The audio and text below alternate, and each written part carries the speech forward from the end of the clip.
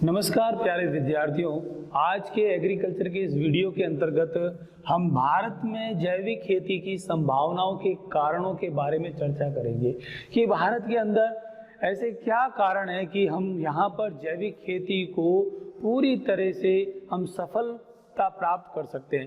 तो कुछ ना कुछ कारण है कि भारत जो देश है उस देश के अंदर हम जैविक खेती को अपना करके उसके कार्यक्रमों को हम सफल करना चाहते हैं।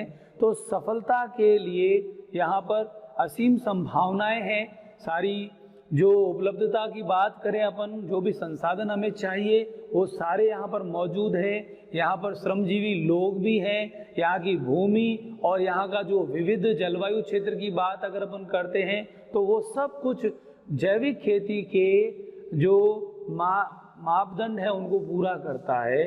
और जैविक खेती के लिए प्रचुर संभावनाएं है इस देश के अंदर। और हम इसीलिए चाहते हैं कि हमारा जो भारत देश है वो रासायनिक पद्धति से की जाने वाली कृषि को छोड़ करके जैविक खेती के ऊपर अपना फोकस करें, ताकि धीरे धीरे हम लोग स्वास्थ्य के प्रति जो हमारा चिंतन है, जो आज तक हम स्वास्थ्य को बनाए रखते आ रहे हैं, लेकिन हमारे जीवन में इन सारी बातों को लेकर के हम भारत देश के लोगों को जैविक खेती के प्रति जागरूक करके और उस जागरूकता के इस अभियान के तहत हम क्या करें, सभी जगह पर जैविक खेती को अपनाने के लिए पूरा जोर दें, भरसक प्रयास करें, तभी हमारे देश के अंदर जैविक खेती को सफलता मिल सकती है। तो हम सबसे पहले जो चर्चा करते हैं वो पहला कारण है कि संसाधनों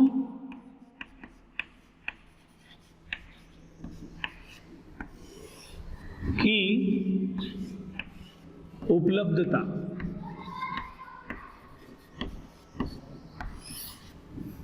तो संसाधनों की उपलब्धता की हम बात करें तो यहाँ पर भारत देश जो है वहाँ पर एक जैसा जलवायु नहीं है। पूरे भारत के अंदर हम अगर देखें जलवायु जो खंड है भारत के, जो जलवायु की जो पेटियां हैं, यहाँ पर भारत के अंदर विविध प्रकार का जलवायु है।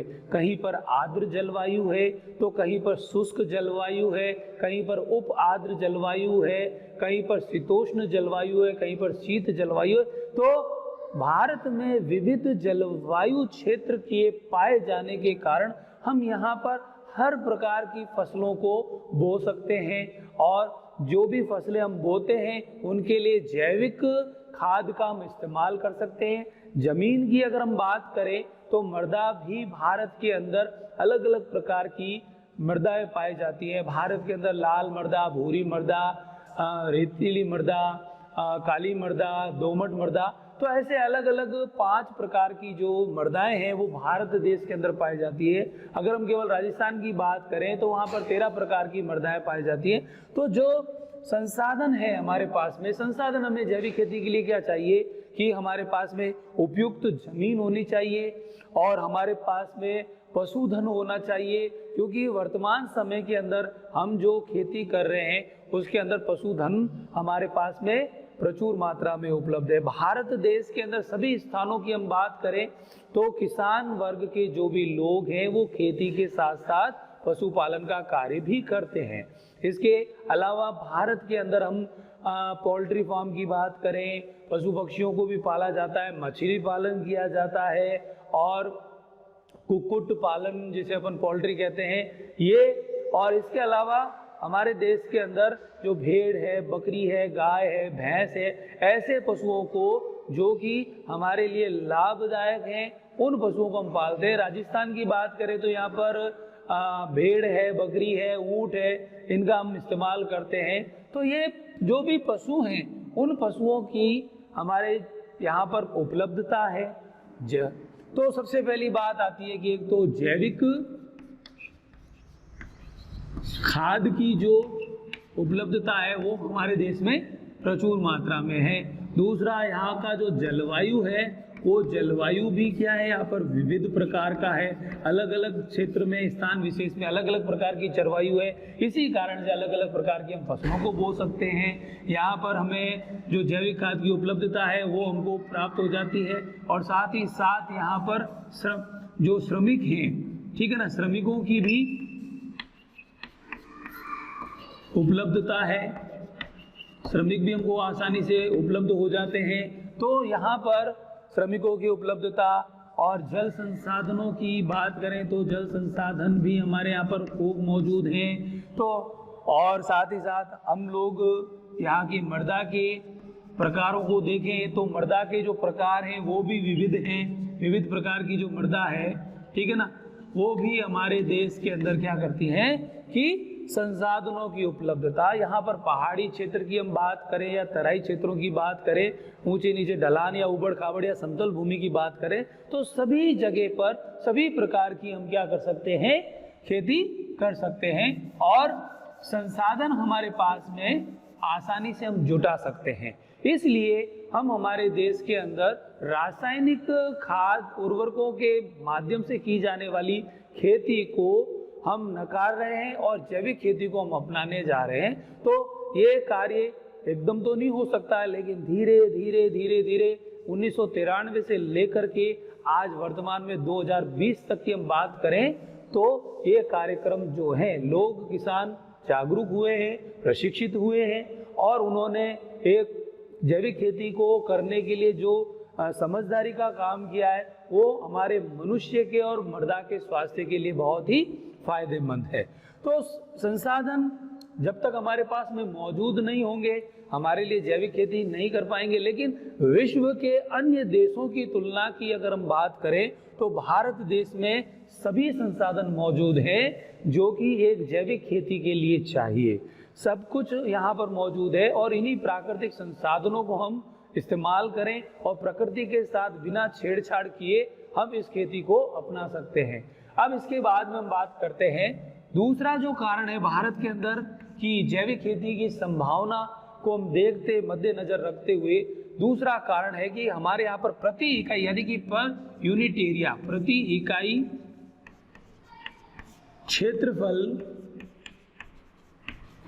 में पेस्टिसाइड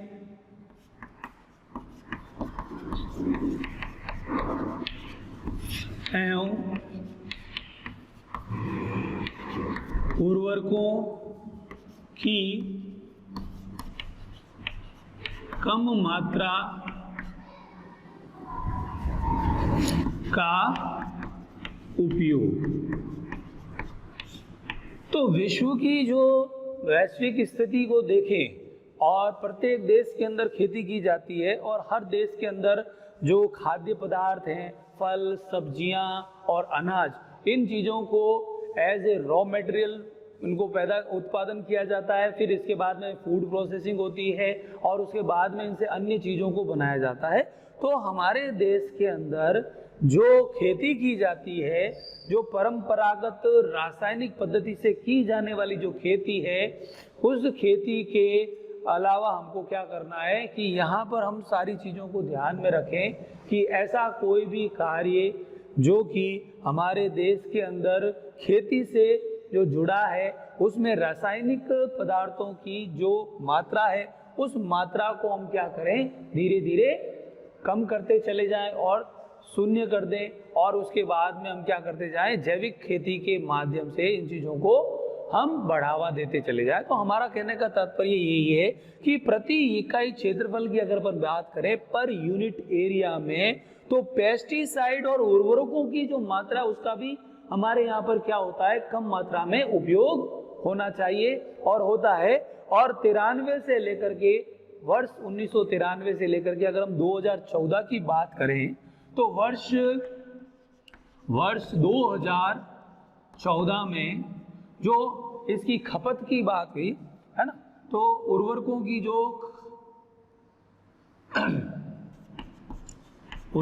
की जो खपत है, ठीक है, पेस्टिसाइड की खपत है,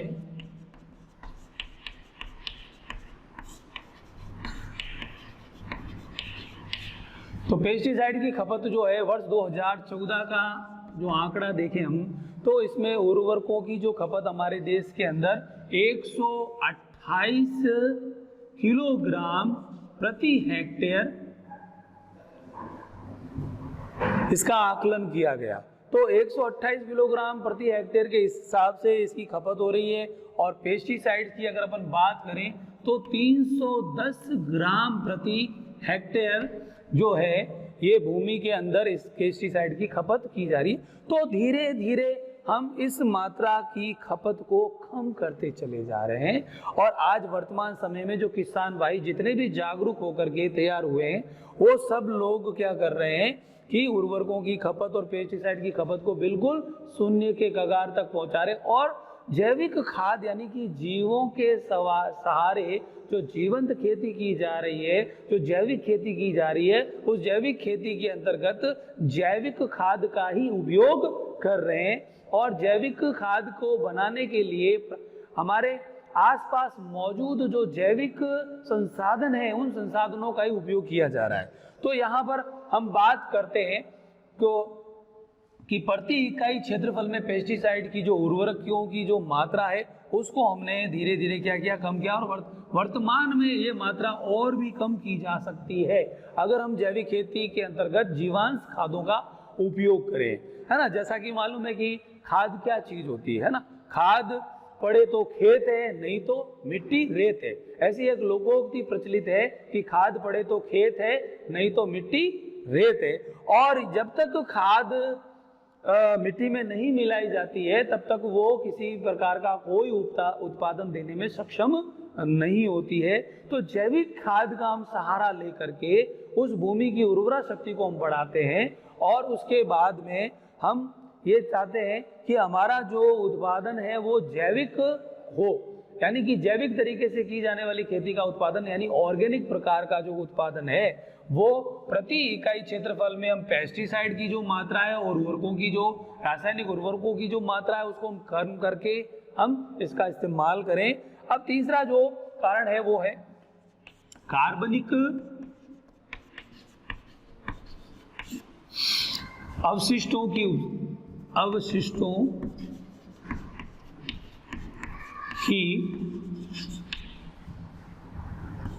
उपलब्धता। तो कार्बनिक जो अवशिष्ट हैं, जैसा कि मैंने अभी बताया कि खाद के अंदर क्या होते हैं कि कार्बनिक पदार्थ होते हैं। और जब ये कार्बनिक पदार्थ जो है वो मृदा में मिलाए जाते हैं, जितने भी प्रकार के, चाहे वो गोबर की खाद हो, चाहे वो हरी खाद हो, चाहे वो पोल्ट्री की खाद हो, हड्डी की खाद हो, रक्त की खाद हो, मानव विष्ठा हो, ये सारी जो पदार्थ हैं, जो कार्बनिक पदार्थ हैं, अवशिष्ट हैं, इन पदार्थों को या फसली अवशेष जो पदार्थ हैं, इन सबों को मिला करके हम भूमि की उर्वरा शक्ति को बढ़ाते हैं। और जैविक तरीके से तैयार की गई जो खाद है वो कार्बनिक पदार्थों की मात्रा की हम उपलब्धता की बात करें तो भारत देश के अंदर जो है गोबर जो है, गोबर की खाद की बात करें या हम फसल अवशेष की बात करें और या फिर हम बात करें कूड़ा करकट की,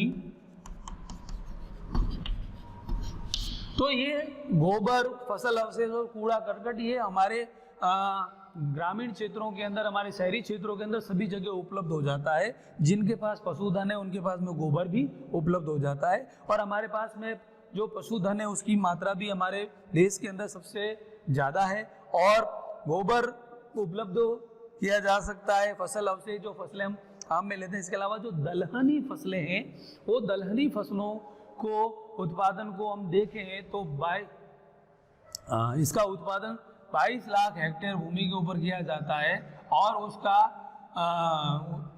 उपयोग जो है वो कार्बनिक पदार्थ की उपलब्धता के लिए कर सकते हैं हम।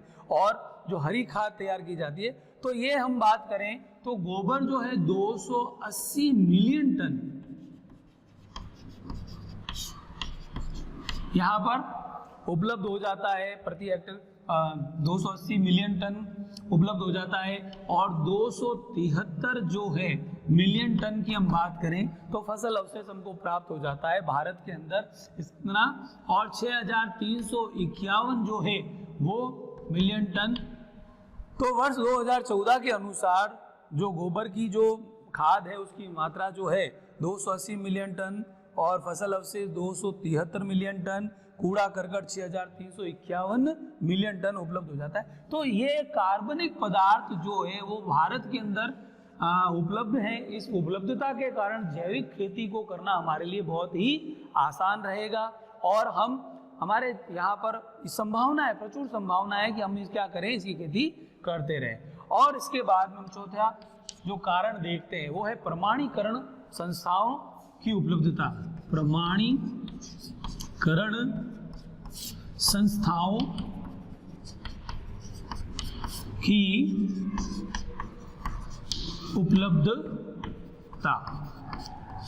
तो प्रमाणीकरण संस्था, क्योंकि जैसे आज के समय में ये किसान वर्ग का जागरूक होना बहुत जरूरी है, और जो उपभोक्ता है वो हर किसी चीज को खरीदने से पहले ये जांचता और परखता है कि वो चीज जो है वो रासायनिक पद्धति से तैयार की गई है या कि जैविक पद्धति से तैयार की गई। आज के समय में जितने भी समझदार और जो जागरूक लोग हैं वो ऑर्गेनिक प्रोडक्ट को खरीदना प्रीफर कर रहे हैं, और उनकी प्रायोरिटी जो लाइफ के अंदर है वो यही है कि वो अपने स्वास्थ्य के साथ समझौता नहीं करे, जाए भले ही क्वालिटी के लिए उनको ज़्यादा पैसा देना पड़े, 10 से 30% तक अगर वो ज़्यादा वहन करते हैं तो भी उनको कोई दिक्कत नहीं आती है। लेकिन जो लोग स्वास्थ्य के साथ समझौता करते हैं, सस्ती चीज़ों का सेवन करते हैं, तो उनके स्वास्थ्य के लिए ये प्रमाणीकरण संस्थाओं की आज हमारे देश के अंदर जो उपलब्धता है, तो पहले 4 संस्थाओं को ही भारत ने अधिकृत किया था, लेकिन अभी 26 जो संस्थाएं,